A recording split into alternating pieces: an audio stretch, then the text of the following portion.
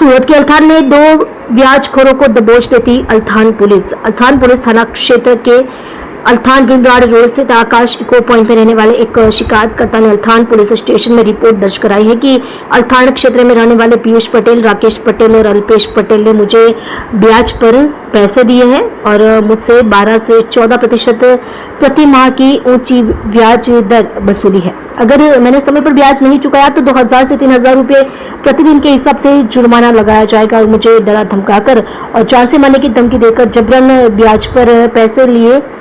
वसूलते हैं। इस मामले को गंभीरता से लेते हुए पुलिस कमिश्नर सूरज शाह, संयुक्त पुलिस कमिश्नर सेक्टर 2, नायब पुलिस कमिश्नर जोन 4 और सहायक पुलिस कमिश्नर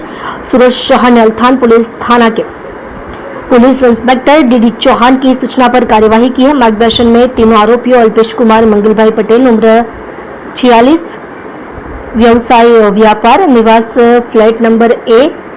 701 पायनियर बेलिना, Althan canal road, Surat city, Rakesh bhai Chaturbhai Patel उम्र 42, व्यवसाय व्यापार, निवास C 502 Shringar hills, Althan canal road, Althan Surat city 3 Piyush Patel